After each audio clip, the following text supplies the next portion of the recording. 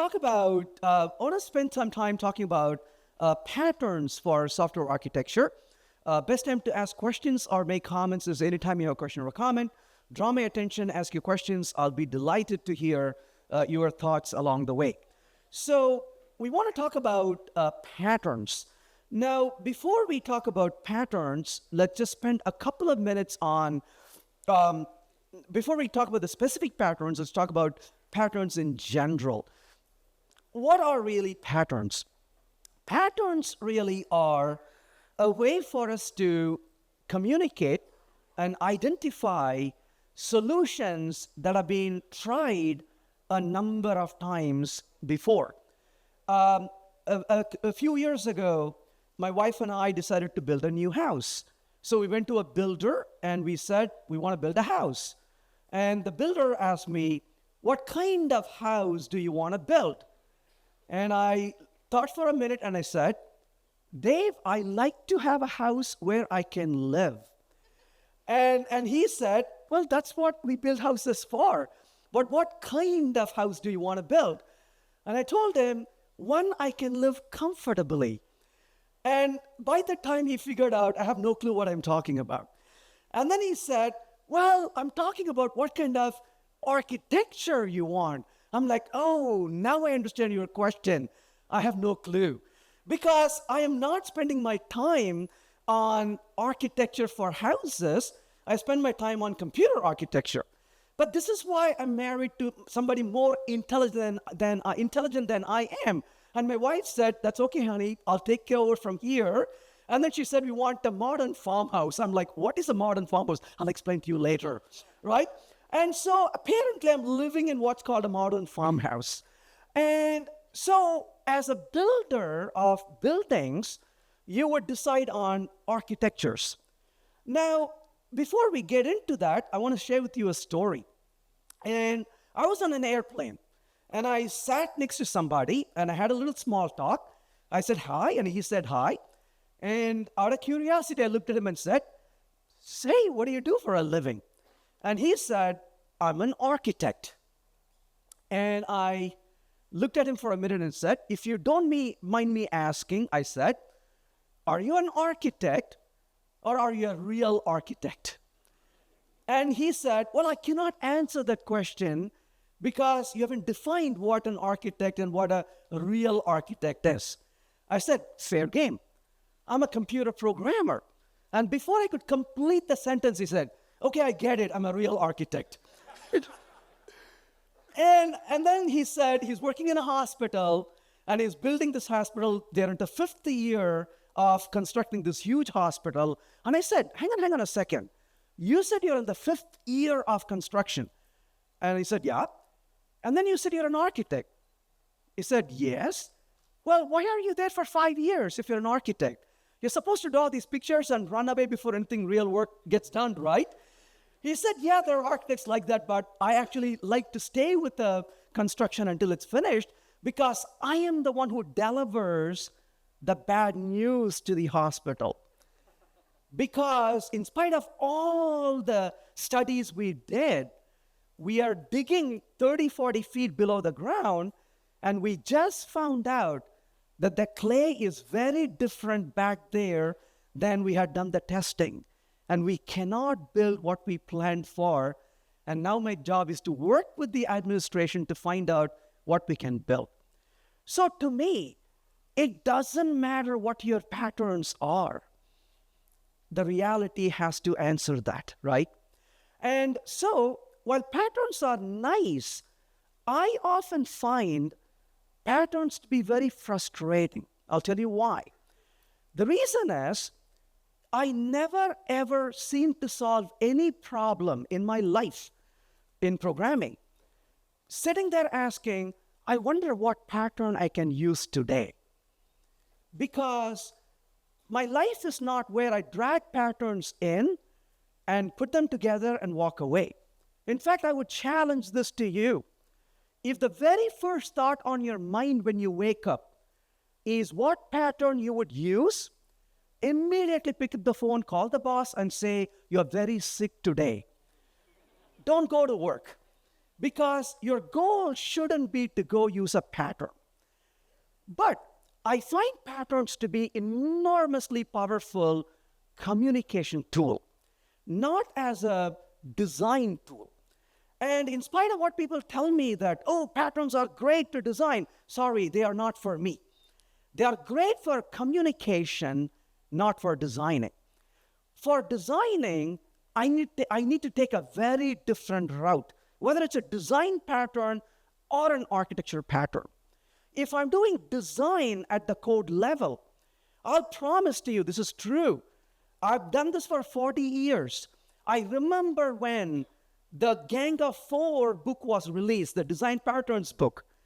And the design patterns book, when they released it, people went crazy about it. Oh my gosh, look at all these patterns we can use in the code. And I never found any use for them directly in my code. I never went to work one day and said, today I'm going to program with strategy and singleton, right? And then somebody says, what about visitor? Bring that also in, right? That never happened to me. But instead, I'm sitting and working with the problem, and at the design level, I'm asking the question, what are the forces I'm trying to solve? Oh, I want to decouple the creator of this object from the actual implementation. Oh, so I want extensibility in this part of the system, and I want to decouple it. Oh, so let me design it this way. I'll bring dependency inversion principle. And then you can say, hey, doesn't that look like strategy? Good thought. Awesome. You nailed it. So I don't start with the pattern, but I end with the pattern. In a similar way, when I'm building an architecture for my system, the last thing I want to talk about is what architecture should be. If your team talks about what architecture it should be, that's how they end up building microservices when they don't need one.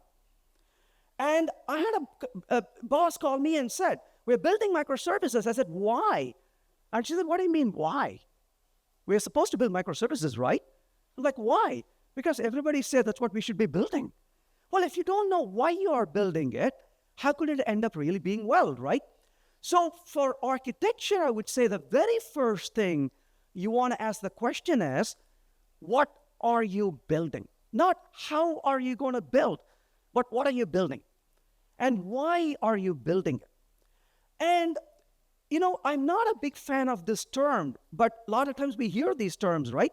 And we hear these terms called functional requirements and non-functional requirements. Horrible words. Because when you say non-functional, what does that convey in your words? Maybe this is not important, right? And so, but we need good terms, because when we use good terms, it motivates us to do the right things.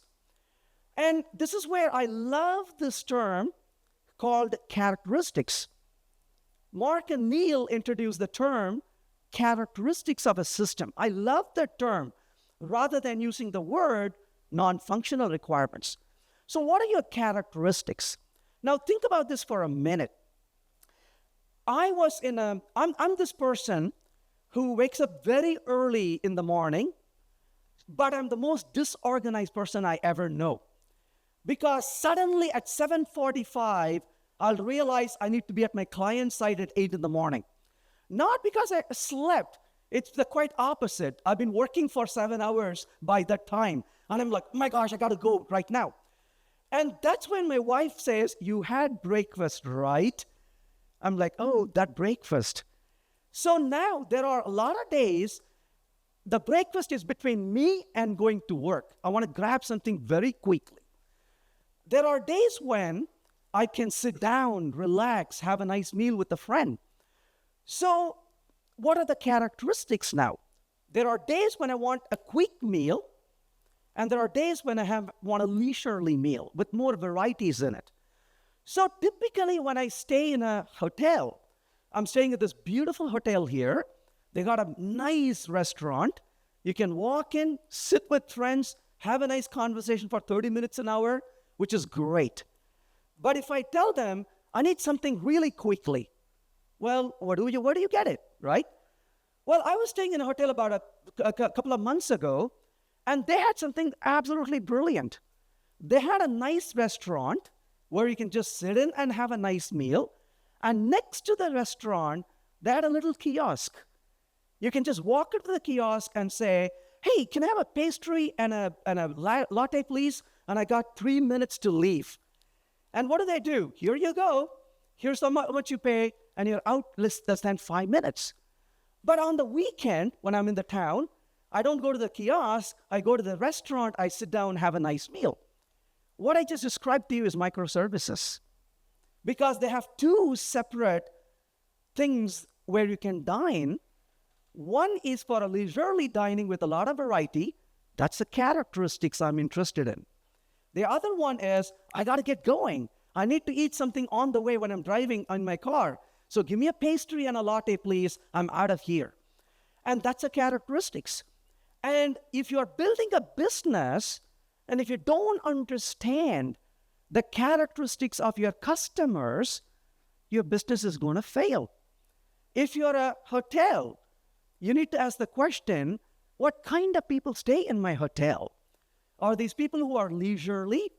Or they have business meetings in the morning in the hotel, and so they need a nice restaurant? Are they people like Venkat, who's always in a rush and wants to get out? Or is there a combination where we want to provide both? And that's why different hotels have different setup. Some of them have restaurants, some of them have kiosks, some of them have both, but because they've been thinking about characteristics. So the first thing, and this is a non-functional requirement, better stated as characteristics. What food do I want? What health I'm interested in is a functional requirement. I want to order a pastry. I want a nice, oatmeal, please. Or I want nice masala dosa, right? Or I want this in a hurry. I want this to be warm. I want this to be on the go. And that's a characteristics. So if we don't understand the characteristics, we cannot build the right system. So the very first step in creating an architecture is not to worry about patterns, but to really ask the question, what are the characteristics, right? So what are the characteristics of your application? And the short answer, you need to be very, very clear about it, is you don't know. It's important to admit that to begin with. Because if we don't tell we don't know, we are making a lot of assumptions. But who is good at arriving at these characteristics? This is something we need to arrive at in collaboration with the business. If the programmers get together and say, we're going to list these characteristics, we are done, that's dangerous, because you're not building the software for your business. So you need to ask the question, what does the business really need? Now, one of the dangerous questions, if you ask people to list the characteristics, you can go to Google and type and say, Google search and say, tell me characteristics of a software system. You're going to have a list of 3 or 4 dozens of them. Nearly 50 characteristics you can identify. And if you ask your team, which of those is important? The worst answer is all of them. Because you cannot achieve a lot of them. So the first thing you need to do is sit down with your team genuinely, and you got to remind your team over and over and over that don't be in a rush to decide what's important, what's not important. Take the time, and the first step is go ahead and list, right? That's the very first step, is list the characteristics that you are thinking that you need for your system. So that's the very first step. As you know, I don't know how to spell characteristics. So that's why we have tools. So essentially, you want to be able to understand and list the characteristics.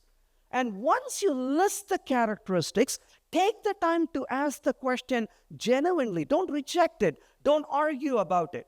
But ask the question, why do we need that? Why are we interested in those characteristics? And take the time to document that from the business point of view. And once you do, then what you do is you prioritize the characteristics. So essentially, in the order of, I would say, diminishing importance, right? So diminishing importance. So go ahead and ask the question, which of those are extremely important to which of them are the least important? And when you start listing them in order of importance, now there are two possibilities here.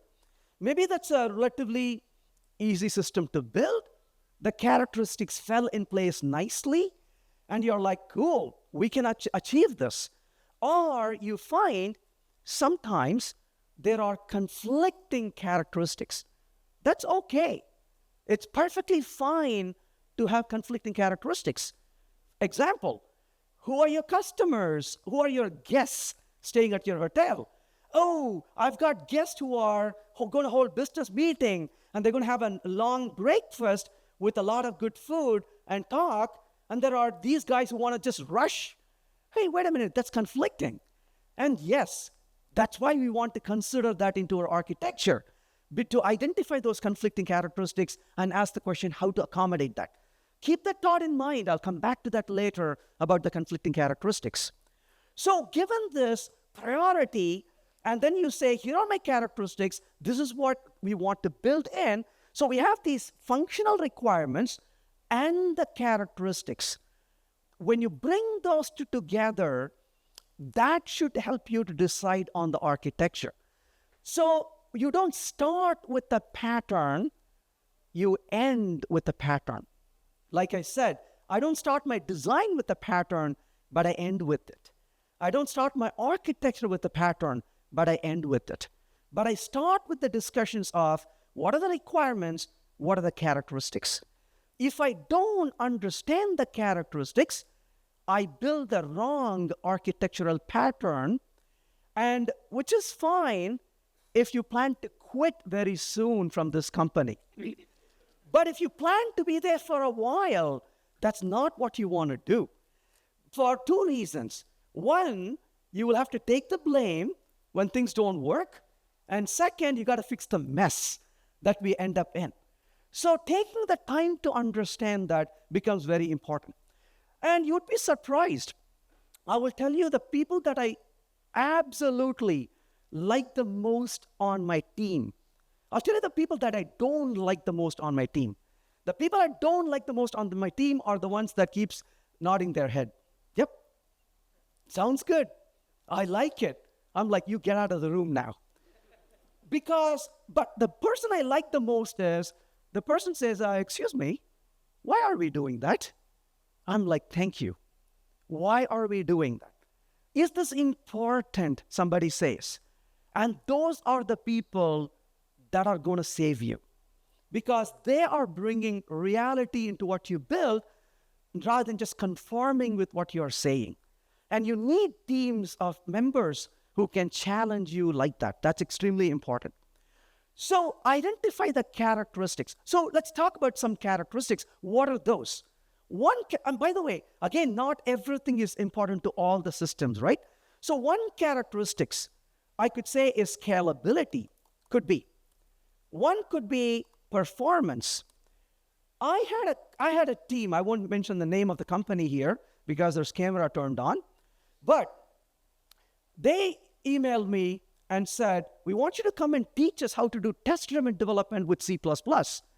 I'm like, wow, this is 2025. They want C++ training, right? And this is it's somewhere in Europe, so they're very blunt in their response. I love them for that. And I said, I'll be happy to come teach this in C++. I'll be delighted to. But while I am there, can I sprinkle a little bit of maybe Python or Java or JavaScript? And their response was a blunt, no, comma, thank you. I was like, my goodness, they're really serious about it, right? So I went there, and there were 30 people in the room. And I looked around the room and said, so you all seriously build with C++, huh? And everybody kind of nodded. And there was a lady right in the middle of the room. And she raised the hand, and I said, yes, they build with C++, not me. I said, wow, okay, ma'am, what do you do? I write code in assembly. I paused and I said, I thank you because you do this so rest of us don't have to. And then I asked them, what do you actually do? And they said, we build software for the missiles. I'm like, of course. Now I know why you needed C++. You also know why they didn't use JavaScript for this also now. Because they wanted to blow up on the other side. But it matters, right? It matters. If you don't understand the characteristics, how can you make the decision? And I'm like, thank you. Now I understand why you want to learn about doing this in C++, because your characteristics is real time. When you do banking, that's not real time. Missiles are real time. Banking is, yes, kind of near time. It works occasionally, that's good. But this better work 100% of the time, in the right place, at the right time, right? So characteristics, again, matters. So performance is their characteristics. What is the one thing they want? Performance. Everything else is different. Hey, what about scalability? No scalability. There's one user for it. That's called the target. Not the target company. There's a different target. So the point really is, you want to focus on the characteristics. Security. So a lot of times we call these the ETs, right? Security, probably, right? You want to think about.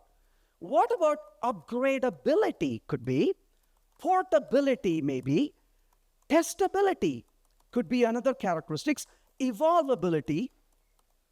One of the topics I talked about yesterday, I really think we should pay more attention, is accessibility, and so on. Like I said, there's like 4 or 5 dozens of these you could identify. But once you identify the characteristics and you list them, you prioritize on them and say, we want to be able to handle these. Then comes the solutions that you can think about, not before that. So then the question is monoliths versus distributed systems. So the first thing I would want to emphasize to you is this. Monoliths are not bad. Microservices are not always good. So essentially, when you talk about monoliths, the problem is in our field, we really have a problem giving good names to things. We really suffer that. Monolith versus distributed. What does that kind of tell you in your mind? Oh, maybe monoliths are not distributed. That's really hard. But monoliths are distributed. When was the last time anyone in this room ever created an application that never spoke to anything else in the world? I've been writing software for close to 40 years. The old guy like me never did that either, because every system I've ever developed had multiple parts to it. So then the question is, what is the main key distinguisher between these two schools of thought in terms of architecture? And that is, it really, you want to start with that, it really, you want to say, is about the unit of deployment. So it's about the unit of deployment. Monolith has one unit of deployment. Distributed architecture, on the other hand, has multiple units of deployment. This is one of the most important characteristics of the two in terms of the deployability. So, but why? Why? I'm a why kind of person. Why do I care about a single unit of deployment versus a multiple units of deployment? I need to understand that. The first thing and foremost, So the first thing I would say, you want to let go of a really bad thing in developing software. I say this with the bottom of my heart. Quit being infatuated by solutions. This is the worst thing you can do to any organization and to yourself, is being infatuated about solutions. I want to really build this. Wrong. You shouldn't build what you are infatuated to build. You need to build what serves your business. If what serves your business is a certain architecture, it's your professional responsibility to build it. It's not about what you like to build. It's about what is needed for the business. It is what we need to communicate to ourselves internally and to the rest of the team constantly. Why do I want to build a monolith? There's no reason to shy away from it. I want to build a monolith because it is simple. Simplicity is the first criteria for a monolith. If you want, who doesn't want to build simple things? So if you want to build something simple, start with a monolith. Monoliths are less expensive to build. Monoliths are easier to maintain as well. The one thing that really monoliths are going to have problem with is when you deploy, you got to deploy everything in sync. I got monoliths in production. I will not hesitate to say that loud. I've got monoliths in production. I have no reason to change them. Why? Because they serve my business really well. But you can ask me, how do you like your monoliths? It's great. It works fantastic. And it's excellent as long as I don't change it.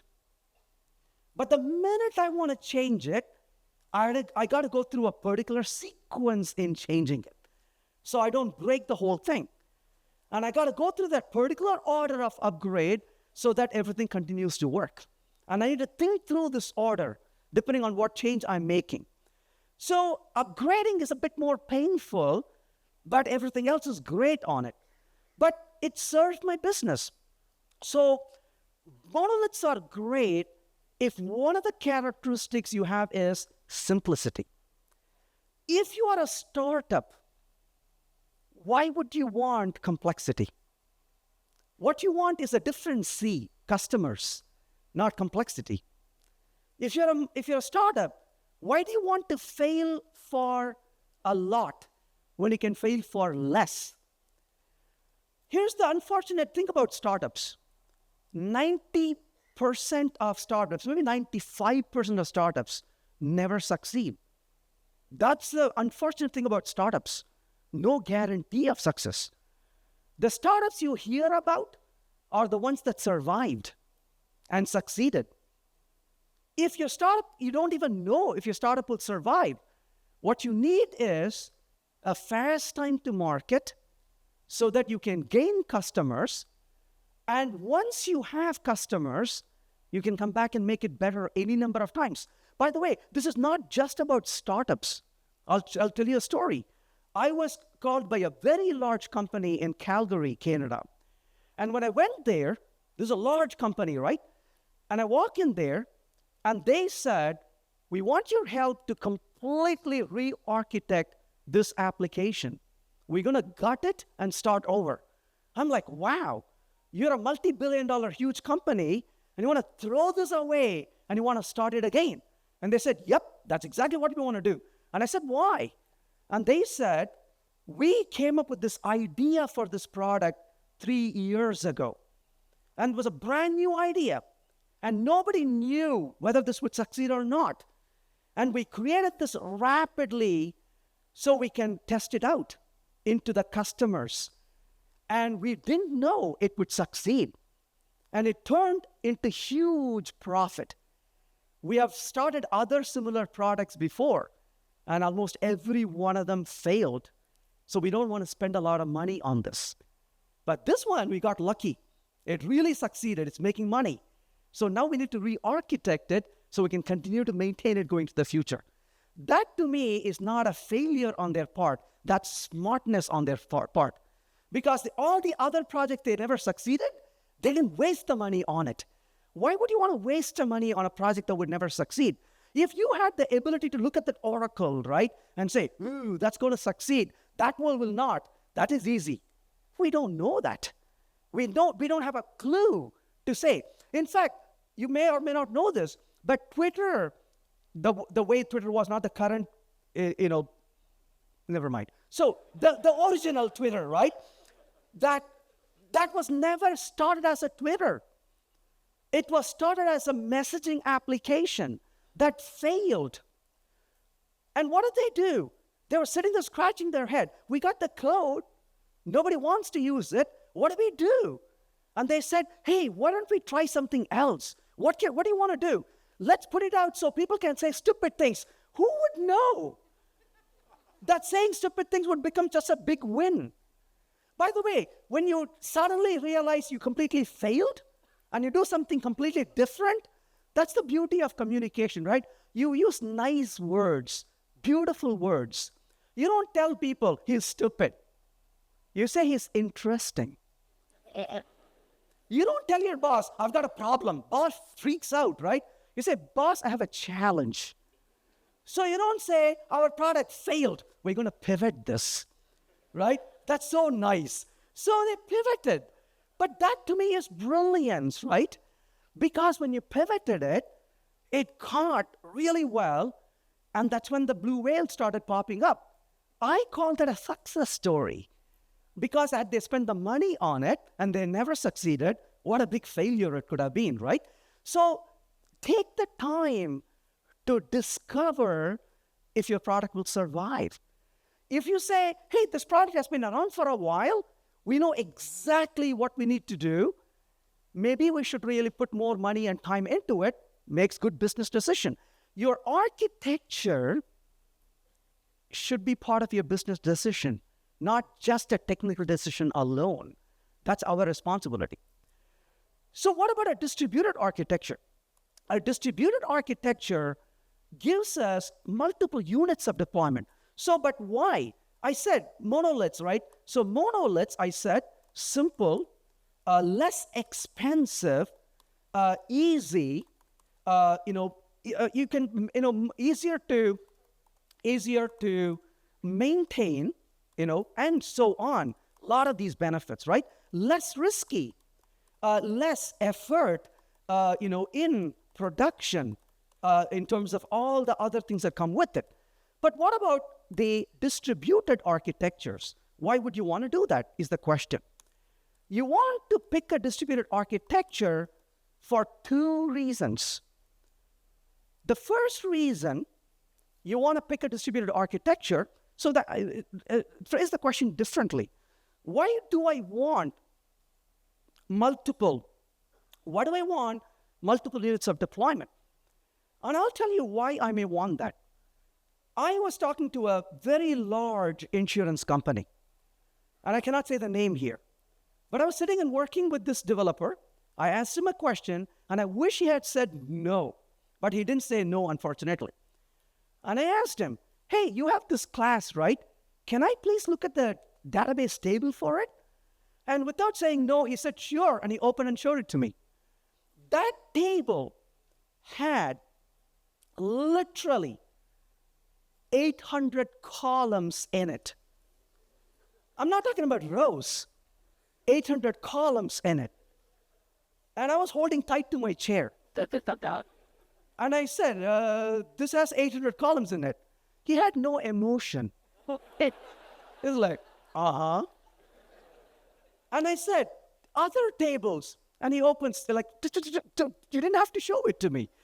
And the other tables, every one of them have hundreds and hundreds and hundreds of columns in it. And don't even ask me how many tables this particular database has. And I asked him, why?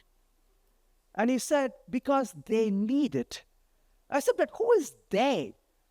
He said, you mean they? All the applications that need this. I said, what are these applications? He says, Venkat, you got to know this. We are an enterprise. We have thousands of applications that need this. Now imagine this for a minute. If thousands of applications are putting a hand into that one database. And they're all saying, here, we depend on this database. What's the worst thing you can ever do in this company? Change the schema. When you change the schema, what did you do? You broke everything. You didn't break something. You broke everything. So what do they say? When you walk into the building, they stop you at the gate and say, excuse me, please don't screw up today. Because what is on their mind? They want stability more than anything else. Because if you shake the wrong things, everything crumbles apart. They're going to have a problem with, applications.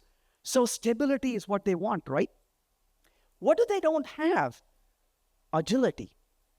So if you have this one central database and all the applications that are hanging off of it and talking to each other, coupled with each other, what you have is this network of stuff messed up together. And if you want to change something, you got to be very careful. You probably have done this as a child or maybe as an adult, right? You know what I'm talking about. I'm sure everyone has done that. I used to do that when I was a child. You have this deck of cards. You know what I'm talking about, right? You put the card this way, and you put the next card this way. I don't know if you, Mark, you have done that, deck of cards. And you put a card on top of it, and you keep building these cards. You know what I'm talking about, right? Is that what it's called, deck of cards? House of cards. Okay, so house of cards, thank you. So you build this house of cards. I've done that. And you're in a third or fourth layer. Everybody is whispering now. You don't talk loudly. Yeah. Right? And then somebody says, hey, I want to take that card from the bottom. You're like, no. You've done that, right? And then you grow up and you build a software system. And you quietly step back from your computer and your colleague says, I've got to change. Don't. We build house of cards in computers now. We call it enterprise software, right? You don't have agility. So the number one reason you may want a distributed deployment, unit of deployment, is you want business agility. Why? You're sitting in this enterprise I talked about, right? The business analyst walks in and says, hey, I need to make a change. We have a requirement change, and we need to accommodate it. And your team is like, no problem, we can do it. Yes, I know it. When can you get this done? Come back in about 7-8 months, maybe. 7-8 months? This is a simple change. Even you said this a minute ago.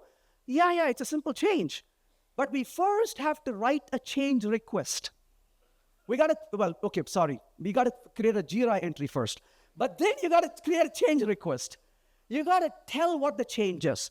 This goes to this other department. They review it first. And then they come up with a schema change plan. We communicate this to all the teams to get their approval. I won't mention another company's name, but I'll be in trouble if I do. But somebody invited me and said, why don't you come and spend a day with us? So I was in their company, and I noticed a pattern, by the way. For every meeting, there is a group of 20 people who go for these meetings. Every meeting. I was like sitting in the middle of this and watching this. And I said, I'm just curious. Why does every meeting have 20 people in it? And he kind of smiled and said, you know the pattern now, isn't it? I'm like, oh, what's going on? Oh, every one of those 20 people is from different departments, and they all have to come in, and they got to approve this meeting. I said, oh, I understand your software methodology. He said, really? And I said, I have a name for it. I'm like, what is it? I said, it's called CYA. Cover your ass. That's what they've been doing, right? It's not my problem. It was approved in the meeting. And I asked him, how do you guys move things forward? How do you get anything done? Well, there's a story behind it, but I won't go into it right now. Business agility. So if this business says, I want to make this change, how can I make this change and not have to wait for these people to approve it? The idea here is business agility by way of providing a domain-based bounded context. So that's what you're really after, by way of providing bounded context. So you're saying, hey, look, my one unit of deployment focuses on this business aspect, this bounded context. This unit of deployment focuses on a different bounded context. So you're not chopping things up based on technology or technical boundaries. You are separating things based on what will change together and what will change independent of each other. So the boundaries are based on the change cycle. That's what you're after. These things will change together and don't affect this, and these things will change together and don't affect this. And so your boundaries are based on the evolution of the software. And that gives you agility. I can change this to my business needs and not tell them, sorry, we cannot do it because somebody over there is going to be affected by the change we make. We decouple so that we don't have to be affected by it. That's what we mean by a distributed system. Both monoliths and distributed architectures have distributed parts, but in a distributed architecture, they can evolve independent of each other. That's basically the idea behind this in terms of the architectural pattern. The second reason you may want to think about this is your company says, we need enormous amount of security in our system. And then they say, we need really good performance of the system. And then you're kind of looking at all these characteristics and you realize your characteristics are in conflict with each other. For example, there are things you can provide and there are things you cannot provide at the same time. I'll give you a silly example so it's easier to think about it, right? I live in Colorado where it is extremely cold most of the time. And I've got children who are, grown-up adults. They are in college and work. And they live in a much warmer temperature than I do. And they come home, oh, it's cold, isn't it? I'm like, yeah, that's called winter, kid. And the next thing is, oh, Dad, can we turn up the heater, please? And I tell my son, oh, absolutely. I'll tell you what the bill is and tell me how much I can take from your account. And the minute you approve the transfer of money, I'm turning on the heat. And he kind of stares at me, Mom, can you tell me where my old clothes are? And he puts on a few more layers. It's very comfortable, isn't it? So if I keep the house very warm, my electric bill goes up, utility bill goes up. If I keep it cooler, my utility bill comes down. But if I keep it extremely cold, it becomes uncomfortable. So what am I doing? Evaluating the trade-off. What is the range of temperature that is reasonable? If you come to my house, I'm not wearing a nice shirt like this. I've got 7 layers on it, right? Because I need to keep myself warm because I keep temperature really, really low. And typically in my house, I keep the temperature about 63 degrees Fahrenheit, which I think comes to 12 degrees Celsius, right? So it's very comfortable for me because I got 6 layers on me. My utility bill is pretty reasonable. I don't spend too much. I've got solar panels. It feeds most of my utilities. I don't have to draw energy from the grid as much. Nice. But if I increase my temperature, my electric bill goes up. So I kind of keep it down. So it's a nice balance to have. So, and that's exactly what you're doing in architecture. And you're saying, hey, I've got these. What do I do? Same case. I got a room I need to keep much warmer. I don't need to keep my entire house warm. Maybe I have a friend visiting with a small little baby. Oh, I got to really warm up. So I may just have a little room. I may put a little space heater. I may increase the temperature in that room, but the rest of the house doesn't have to be heated up. So now you can see there are different characteristics here. So when you have multiple characteristics, how do you build one system that can have all these conflicting characteristics? Short answer, you cannot. So what you do is different, right? Different parts, you could say, of a system, have different, sometimes conflicting, but not always, characteristics. So one of the reasons you build a distributed architecture is you say either I want business agility or I really need to have different characteristics. This requires, performance and scalability. If you increase scalability, your performance will go down a little bit. If you increase performance, your scalability is going to go down. You cannot provide performance and scalability at the peak at the same time. And I said this in one of the sessions, and a gentleman raised the hand and said, not true. And I looked at him and said, oh, so you provide peak performance and scalability. He nodded and said, yep, we do. And I said, okay, how much does it cost you? And he said, I don't want to talk about that right here. And I rest my case, because at a reasonable cost, you cannot provide both. In extreme cases, you can, but not otherwise. So the question really is, why do we want to build a distributed architecture? Why? Those are some of the reasons. If we don't answer why, and we go this route, what do we just do? We increase the cost, increase the effort, increase the risk, and we got all the negatives with the zero benefits. When you put things in that perspective, why would you ever make a decision that has all the downside and none of the benefits? So that's what you want to start your discussion with. If you say, these are really my requirements, these are my real expectations, I need one of these, then you say, got it. The business truly has a need. Now I am willing to spend the time and the effort and the cost to do it. That's the first thing. Our responsibility is to understand that. The next is to ask the question, what are these? So when it comes to a monolith, there are a few different monolithic architectures. Some of them are very common and very familiar with. Client-server architecture. Everyone here has built a client-server architecture, right? Over time, it takes different shapes and forms. When I started programming way back in time, I did a client-server architecture. Back then, it was a desktop that was talking to a remote database and remote application servers. That's my monolith. And my monolith was having multiple parts, but it was a front end of a desktop. And when we had to upgrade the software, we walked around with disk and inserted on each of these machines to upgrade it. Today, you're dealing with a different client server, where the client could be something like this. But it's just the same concept, a little bit of a different way to access it. A browser is a client server.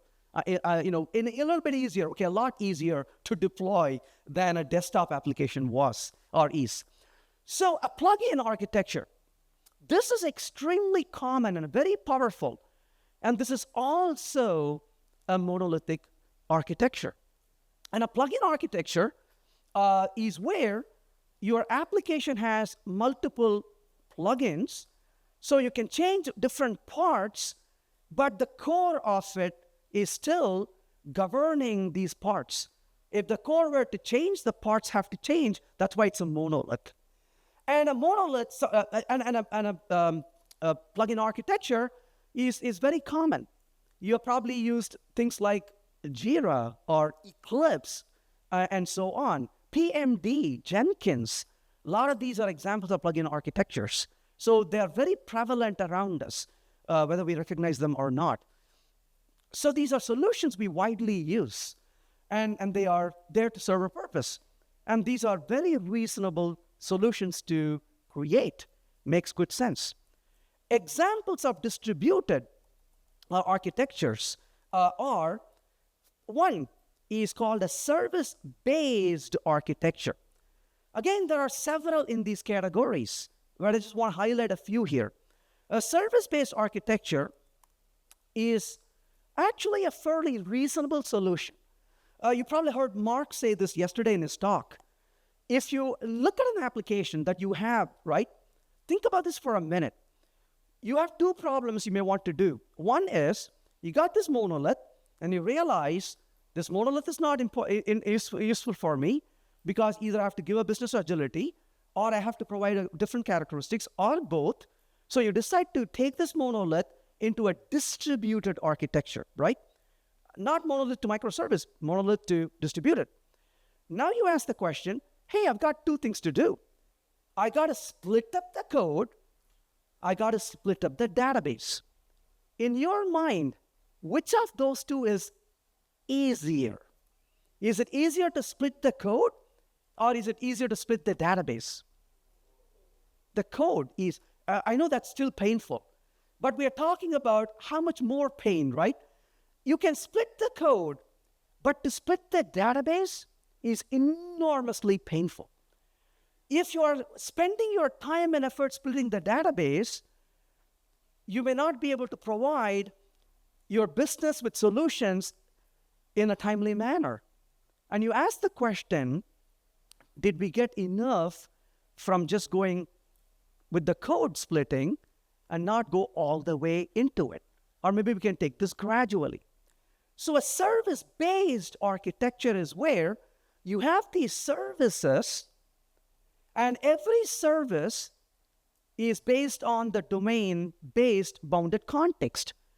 This service takes care of one business bounded context. This service focuses on a different bounded context, but they talk to a shared database. You can be very incremental about it. You can take this monolith and you can shift it to services, and they all talk to the database. You say, it's not ideal, but your goal is not to be ideal. Your goal is to be pragmatic, to move in the direction. So when you split this into services and the database is shared, you're able to provide value quickly.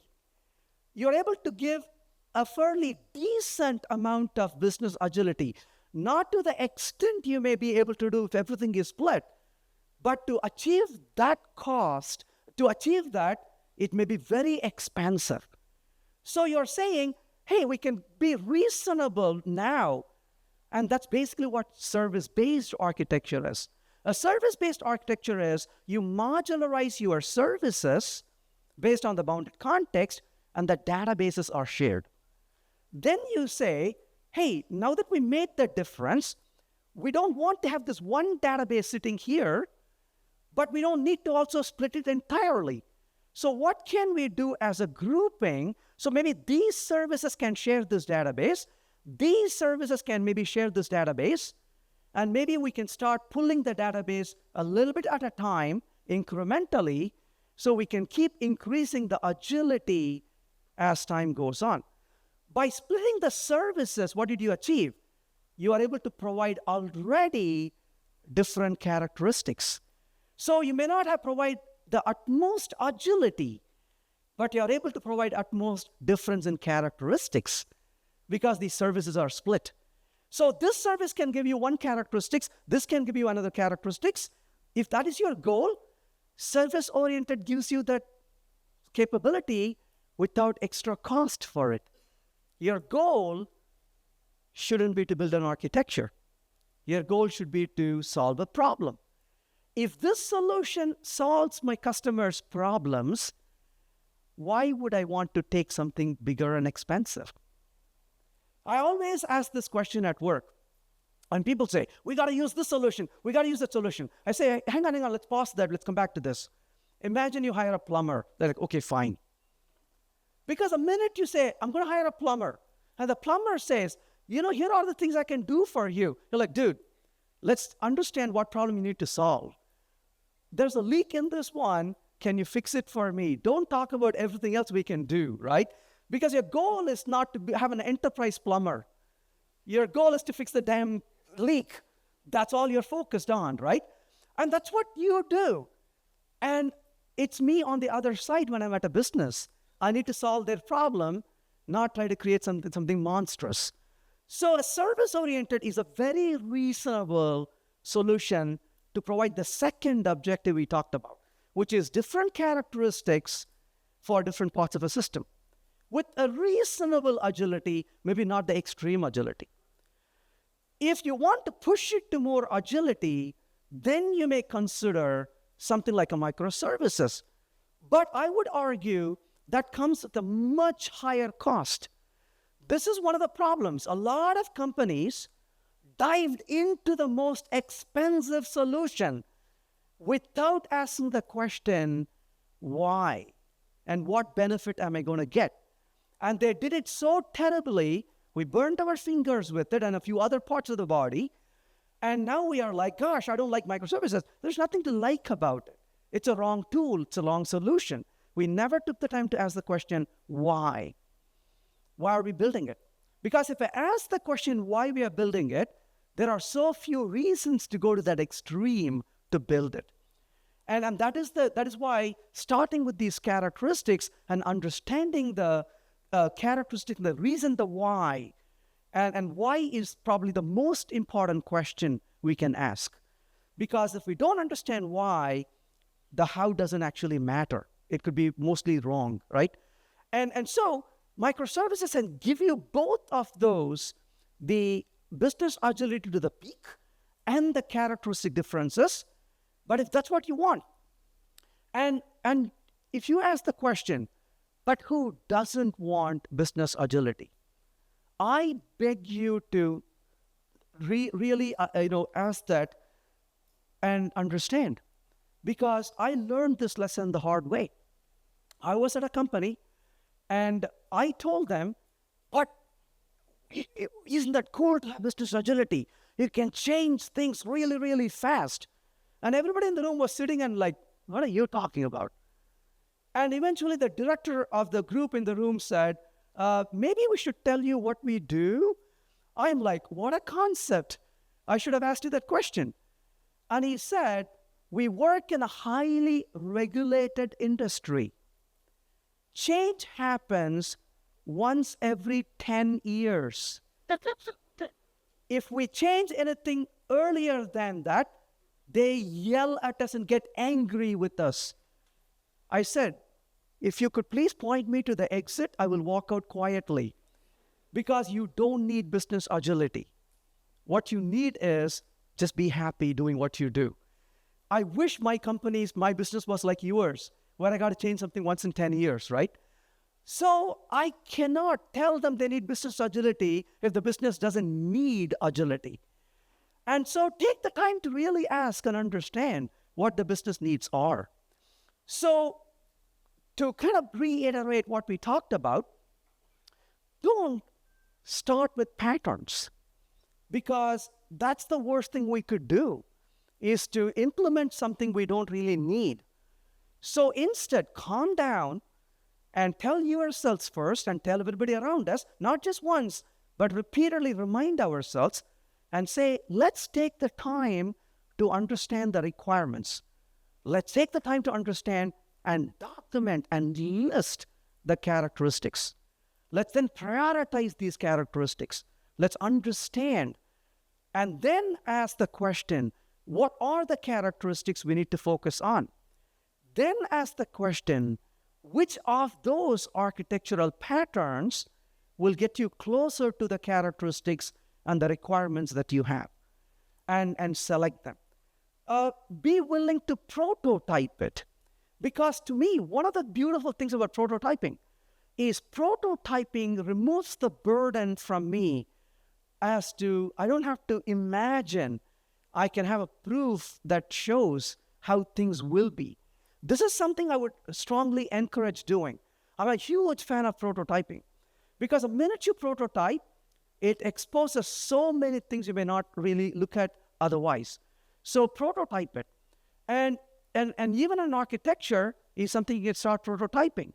And when you realize you're in the wrong direction, make adjustments very quickly. And if you're heading in the right direction, that's a reaffirmation you're heading in the right direction. Keep going forward. And then once you understand the characteristics, then ask the question, if these architectures really support your goals, and if they do, then you are much more confident that you are making the right set of choices. And if not, you can make adjustments. But the benefit of that is you will know that you didn't let infatuation lead you, and you didn't let pressures lead you, but you are driven by the realities of your application, and that's where the value is. That's all I have. Thank you.